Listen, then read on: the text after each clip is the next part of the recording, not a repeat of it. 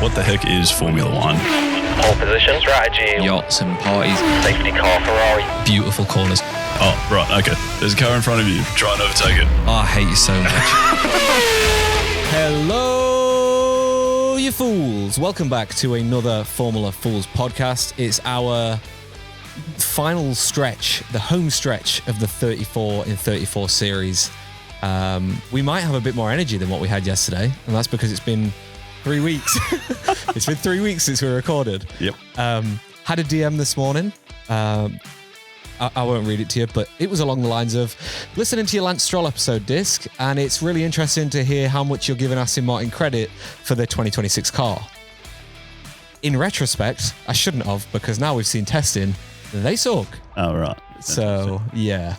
I've basically spent the first 29 episodes of this series just saying they're going to win the championship. And now I'm going to U-turn and I'm going to say they probably won't. Okay. Perfect. Yeah. Yep. Well, that's the risk you take. It's pre-recording a few things, I guess. But I mean, what were we going to do, Disc? You had to go to China. Exactly. We've had all these. Got all these things on. You're a busy man. And we're just trying to put a lot of episodes out. You see. Yep. Nice. See, Well that's done. kind of shit Well you come done. here That's for. why you get paid the big bucks. Yeah. And by big bucks, you mean that's why we do this for free. For free. Go skin. So what is 34 and 34? If you are living under a rock, and if this is the first time you've ever listened to one of our episodes, welcome. We've been doing 34 daily episodes for the last, well, this is day 30, so for the last 30 days now. Trying to build up towards the 2026 season. So we did the first 11 on the teams, we did one on a livery review, and then we've done 18, I think. 18, this is the 18th, I think, on the drivers, and there is still a few more to go. Yep. Why are we doing this? Well, that's because Australia is in less than a week now. Mm-hmm. Week today will be qualifying. That's crazy. Yeah. And true. you know what else happened? I think on the Fernando Alonso episode, we said we've not sorted our travel plans out for the Australian Grand Prix yet, but surely by this episode comes out, mate, we'll have it all. Yeah, we'll have it all sorted. Yeah, we're a week away from qualifying, Skin. Do we know what we're doing yet? No, not really. We're sort of semi-confident we'll be there. 62%. Yeah, we might be in the city. Yeah.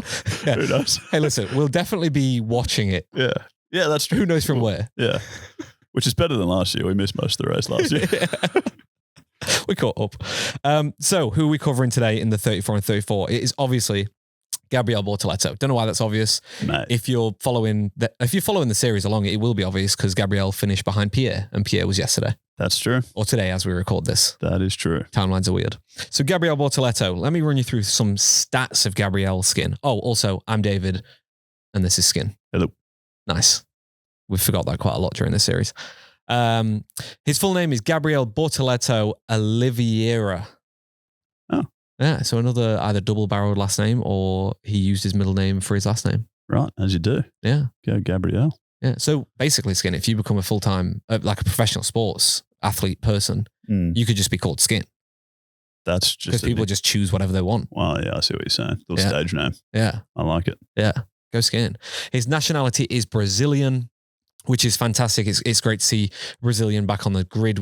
Our sport is synonymous with having a lot of iconic Brazilians. We've had the PKs, we've had obviously Senna, both Sennas, Senna, Ayrton, and Bruno both raced in Formula One. So, we've had a lot of amazing Brazilian drivers. Rubens Barrichello.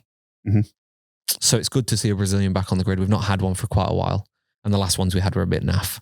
And I'm talking about Bruno Senna and like Felipe Nasr and people like that. What does naff mean? Shit. Is that a British Not shit, thing? just, naff. Yeah, Oh. it's a bit British. I've never heard that. Yeah, just a bit, not shit, but like, comme ci, comme ça.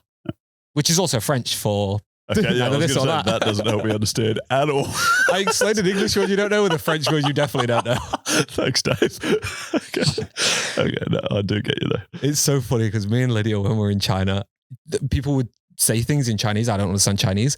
And then I'd be like, what does that mean? And she's like, comme ci, comme ça. And I'm like, you're describing a Chinese word with a French word now. Yeah. Like, this is so fucking weird. It's unreal. But I taught her. Anyway, we don't need tangent, Skin. Yes. We have had a lot of DMs of people saying that they love the tangents. Well, that's good. Yeah. Okay. Yeah, people are frothing it. I forgot Felipe Massa on there. He was a phenomenal Brazilian that we had, but didn't win the world championship because Lewis is a wiener. Who would be the most recent Brazilian? Do you have any idea? Like, how long are we talking? It would either be Senna or Massa. So when I say Felipe Massa, that's with an M. Yep. I'm saying there was at the same time towards the end of his career, Felipe Nasser. Oh, God. With an N. Yes. So. That's confusing. Yeah. Yeah. But what? And so that's Brazilian. Like 90s we're talking? Like no. This would have been. Ages or? No. It would have been Felipe Massa retired, I think, 2014, maybe 2013. Okay. Yeah. Around that time. But Senna would have been 2011, 12 maybe. And Felipe Nasser would have been around that 13, 14 era as well. So yeah, it's been like a good, pretty much 10 years. Like Gabriel came in last year. So it would have been around 10 years that we'd not had a Brazilian for. Oh, right. There you go. Which I think might be the longest run since the 70s that we've not had a Brazilian on the grid. So go Gabriel. Date of birth is the 14th of the 10th, 2004. That is painful. It's getting young. It's getting young. Yep. Yeah. So he's 21. He'll turn 22, obviously, this October. His F1 debut year was in 2025. The teams he's driven for so far, Sauber and now Audi going into this year. So technically 2 teams, even though it's the same team. Race starts, Grand Prix entries has been 24. Mm-hmm. He raced 1 season. Yep. That's that. Yep, that's that. He's not won anything. He's not got any podiums. He's not got any pole positions, and he's not got any championships. And his current team still Audi. Yes, it's not changed since I said it 3 seconds ago. Yes. Doesn't he also have no points? Did he get any points last year? Oh, that is interesting. I think he might have finished 20th with 0 points. That is interesting. Oh, wait, unless I'm thinking of Colapinto, who I also researched for because we're about to record next. 19 points, Skin. Oh, sorry, Gabby. Jeez, I've robbed you. You are thinking of Franco Colapinto in 20th with no points. 20th with no points, okay. All right. So save that. Listen, save that. And then when we record that one in like 25 minutes, bring that one back. All right, okay. Can do. And we'll cut all of this, obviously, so no one will even know. Perfect. Thank you. Yeah. Okay, 19 points. Look at him go. Yeah, look at him go. Weapon. All right. Yeah.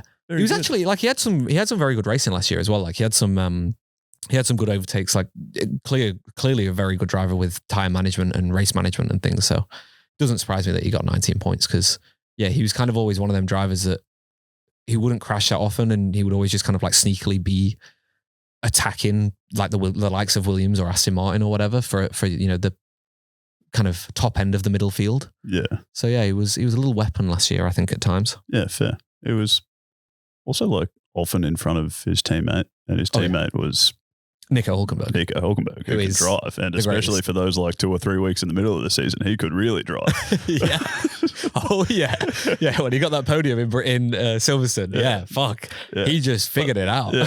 But there were a few weeks around there he was doing outrageous stuff. Like obviously the week he podiumed was the peak, but there was like he went from like 20th to 8th, and he was doing it for. He was absolutely doing it, and Gabby certainly didn't look like a slouch next to him. So it was nice. Yeah, it was. And looking at like we can kind of talk a little bit more about preseason testing now. Like looking at what has come out from preseason testing, Audi aren't looking like they're the best. They're not looking like they're going to win the championship this year, which is to be expected. Brand new manufacturer, brand new engine, all of the things that go with it. But they definitely looked solid. So I would also say this year with them 2 drivers on the form that they were on last year, they should do similarly as well. Like they should pick up some points and do some outrageous shit like you just mentioned there. So all right, I'm keen to see it.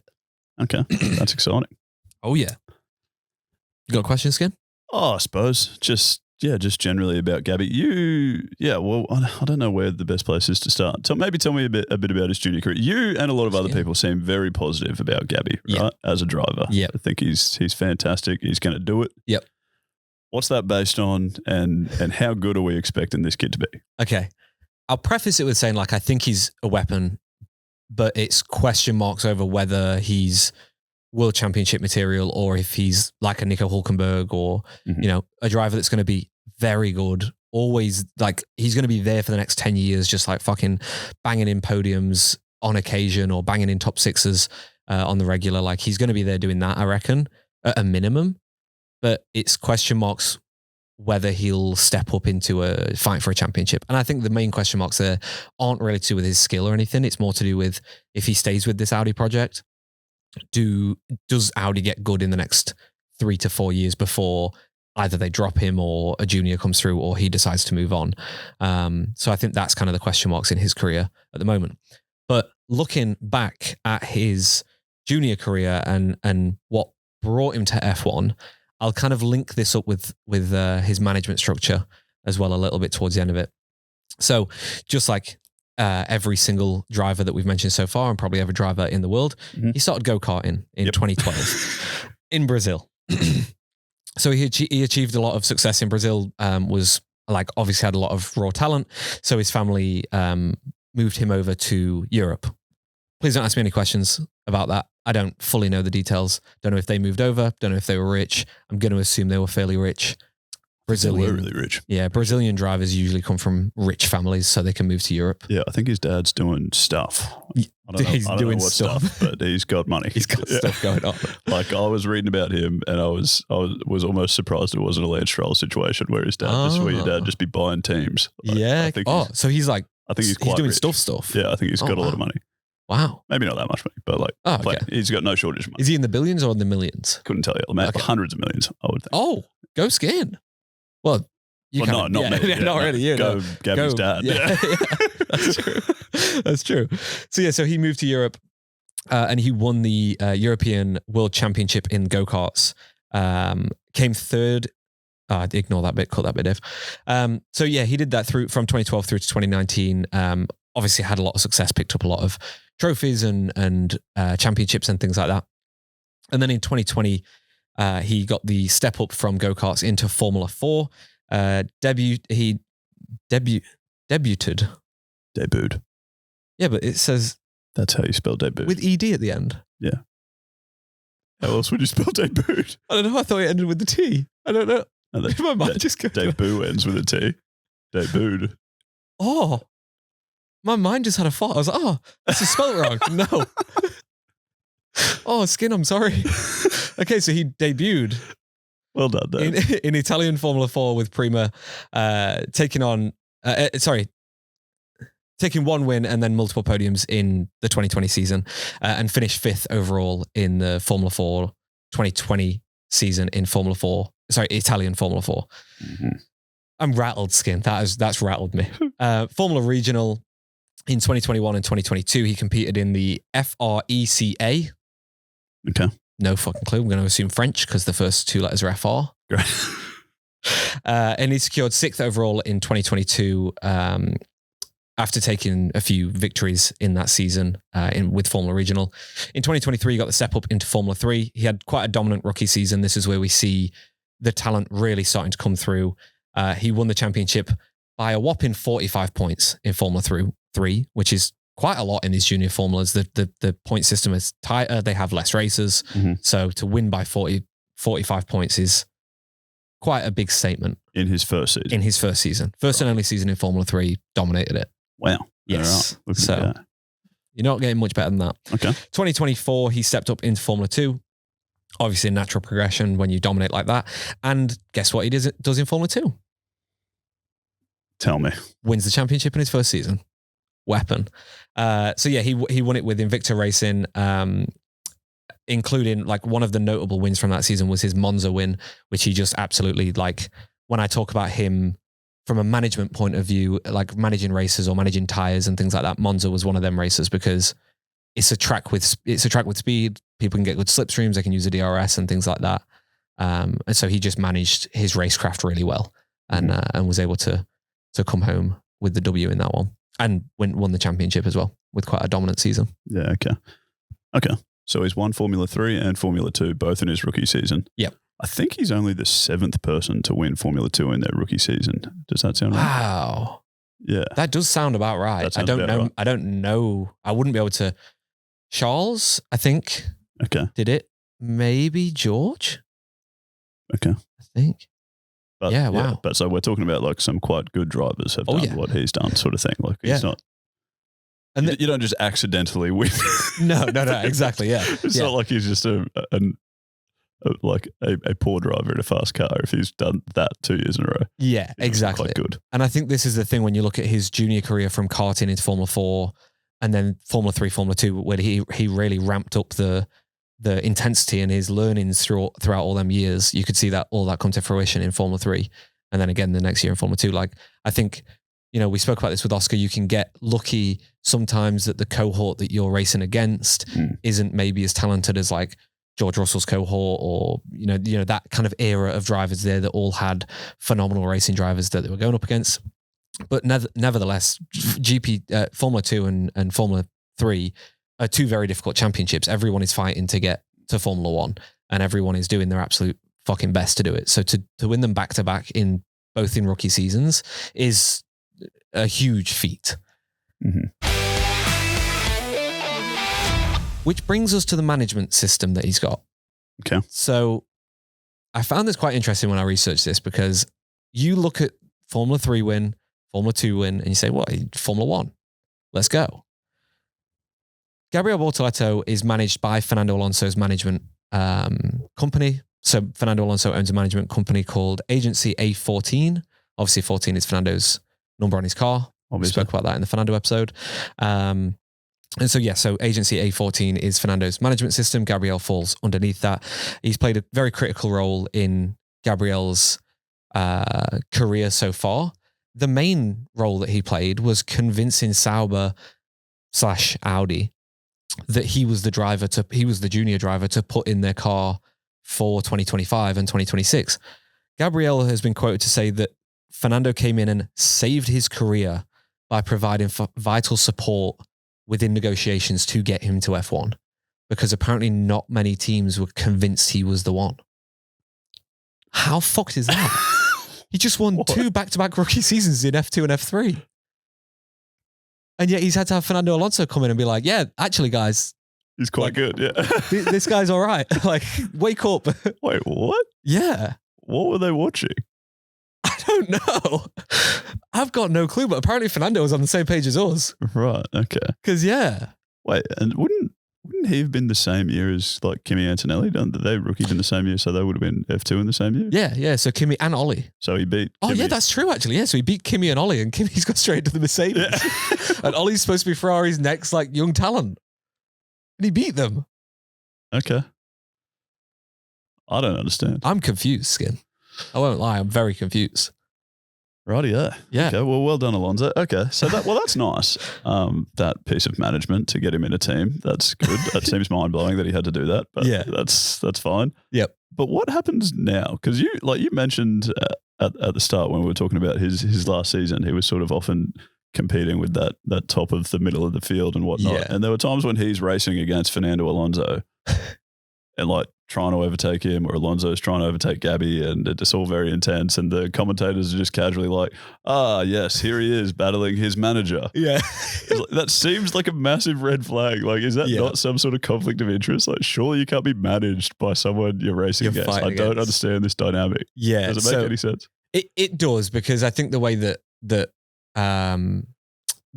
Formula One works is that, especially nowadays, you'll be managed by an agency, and that agency is usually owned by someone with a lot of money and clout, like Fernando, so they can offer advice and guidance as and when they need them, just like with Mark Webber with Oscar Piastri, who will be taking a slight step back. He'll still be managing him, but he won't be at every race this season.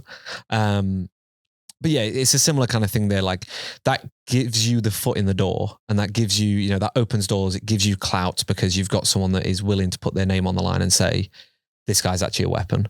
But when it comes down to race weekends, Fernando won't be involved in any of management discussions. He won't be involved in any of the career decisions or anything like that. Fernando's set up his management structure and his management agency to be able to nurture these drivers and hope to get them to Formula One, but it's potentially within the hope that when he retires, he will be more hands-on with them, with the careers and stuff. But right now, it's certainly not like he wasn't sat with Sauber at a weekend after he's just jumped out of the Aston Martin. He would have other people doing it. And then, when they're not at the track, when they're not competitors and the gloves are off kind of thing, that's when he'll be able to jump on the phone or be able to jump into meetings and kind of advocate for him. But certainly the moment they turn up to racetracks, neither of them will see them as manager or student. It will just be, we're competitors and we're, almost colleagues as athletes, if that makes sense. Like, you've got respect for fellow athletes, whether you're fighting against them or not. Okay.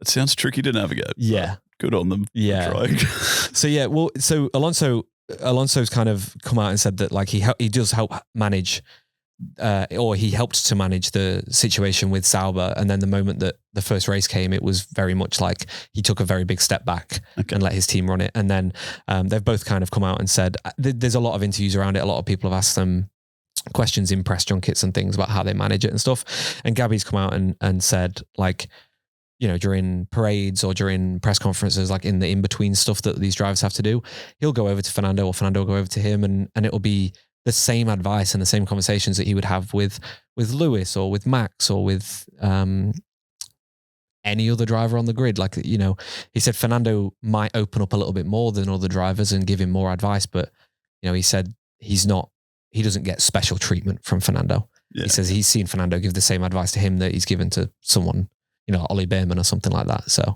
okay. I think from that point of view on a race weekend, I think they've got a good method. All right. Beautiful. Can I ask you a couple of questions again about sort of F4 and F3 and these junior formulas Absolutely. that I stumbled across researching Gabby's career? Yep. So I think it was he raced in F4 in 2020. It said he had 3 points finishes at Mugello. Yep. Does that mean anything to you? And 2 more podiums at Monza. Yep. And 2 more podiums at Monza. Yeah. Implying they raced Monza multiple times in F4. Does that make sense? Yeah. So sometimes, because it was Formula 4 Italia that he raced, so they'll just race Italian racetracks. Right. So they might do, like in the British touring car, in the British touring cars, for example, I know they start the season in Donington and then they end the season in Donington. So they race the same track twice. Simple reason being that you can race it in 2 different types of conditions, right? So if you race, I'm going to refer to the British touring cars here because I know it. I know why they do it. When they race the first race in March, there's potential you could have snow or sleet, certainly cold weather in March. But then when they race at the end of the season, when it's, end of August kind of time, it's English. You're just coming out of English summer going into autumn. So you're probably going to race it with hotter tarmac and hotter temperatures. So you're almost getting 2 different tracks. You can also have different layouts at tracks. So some tracks will have like 3 or 4 different layouts. If you look at some of the Middle Eastern ones like Bahrain, Qatar, things like that, some of them have got 12 different layouts. So they could potentially even race a slightly different format or a slightly different layout of track, depending on when they go and race it. Okay. So it would offer different challenges. But yeah, it's very common in junior formulas for them to do things like that. Okay. Nice. And then I think this might have been in F2, I think it was, or F2 or F3. It said he then qualified 9th in Monaco. Yep. And finished the sprint race in 2nd, having started from the front row due to reverse top 10 format. What the fuck is reverse top 10 format, and why would you ever do that? Yeah. Does that not just punish people for qualifying well? Okay. I don't know how they do it in Formula 2, I'll be honest. So if anyone does know, please drop us a comment, because I would love to, I know I can just Google this, but I would love to have conversations and learn more about it, because I don't know. It's quite new in Formula 2. Okay. Again, I'll go back to the British touring cars because I know how they would do it. So over one race weekend in British touring cars, they would do 3 races. So you would qualify, and that would be start position for the first race. And then you would do the first race, and before the second race, I think that would then be the start position for the second race. But what they would do is they would add ballast to the car. So they would add weight to the car. So if you were in first, you would have the most weight, and then that went down through to 10th or something like that, right? This is in the British touring cars. So that's how it would work. And then for the third race, what they would do is that top 10 again would still get the ballast, but then they would have a raffle. They would literally just have balls in a hat kind of thing.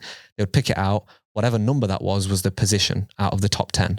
They would reverse the grid from that position. So if they picked out number 8, that means whoever finished in 8th in the second race would start first.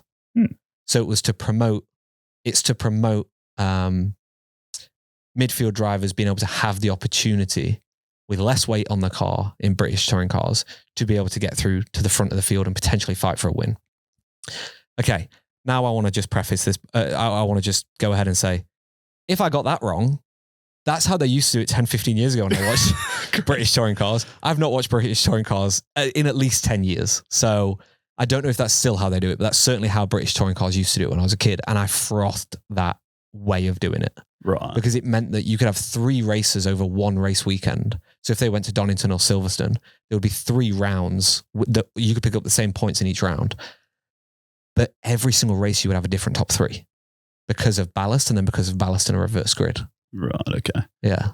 And so you assume the reverse top 10 is just some equivalent of that, of trying to get midfielders to be able to win or force the faster cars to have to overtake to get their wins. Exactly. Yeah. Okay. Yeah. There was rumors of it coming into Formula One for a little while there. Really? Around like maybe 21, 22.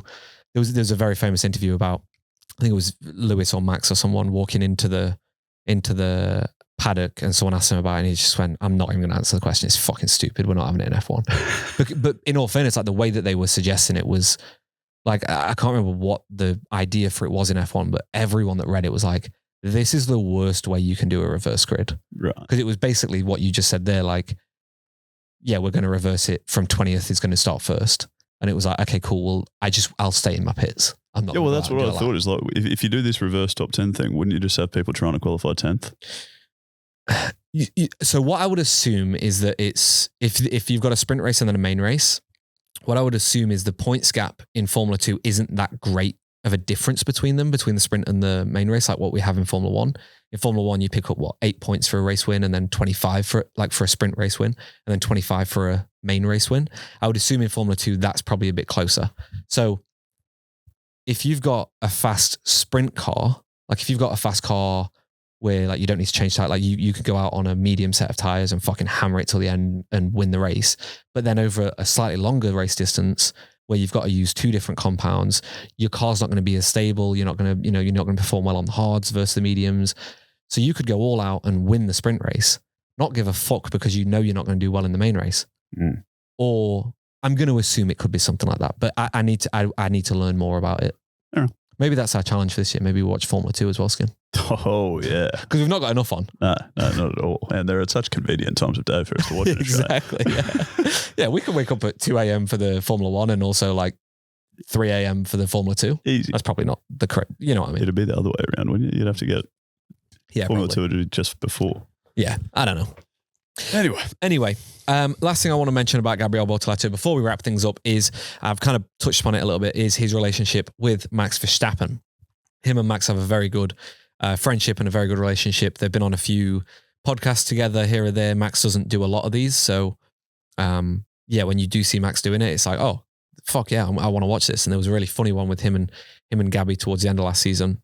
There was a few funny cut downs I saw go pretty well on socials, and it was just weird to see Max like friendly with another driver outside of a racetrack or something, because he's quite famous for, not making friends during a race weekend. So yeah, their relationship is quite close. They sim race together, and Gabriel has described Max as a bit of a mentor for him. Mm-hmm. Max being slightly older than him. But yeah, they've done sim racing together. They'll often stream at the same time, racing in the same races together, and it's quite a cute friendship to see. Nice. I like it. I suppose it would be easier for Max to be friends with someone who's not exactly challenging him. Yeah, I think in a few years' time, if I were to get that car right, Max and him might be a bit different. Yeah, okay. But that is all we've got time for with Gabriel Bortoleto's episode. So thank you so much for listening. Thank you for taking part in the 34 and 34 and commenting, contributing, and just generally getting around it. Like we're on day 30 now, and our numbers that we're looking at on the back end of this is already our best year we've ever had. So yeah. Well, we put out more episodes. We put out more episodes. Yeah. 30 days. So we have like pretty much all of last year. Yeah. No, 100% we have. But still, it's just fucking unreal to see that the numbers are growing. People are getting around it. We're seeing a lot of new fans come through on YouTube, which is amazing to see. So just thank you. There's no homework. Just want to say thanks. We'll see you tomorrow.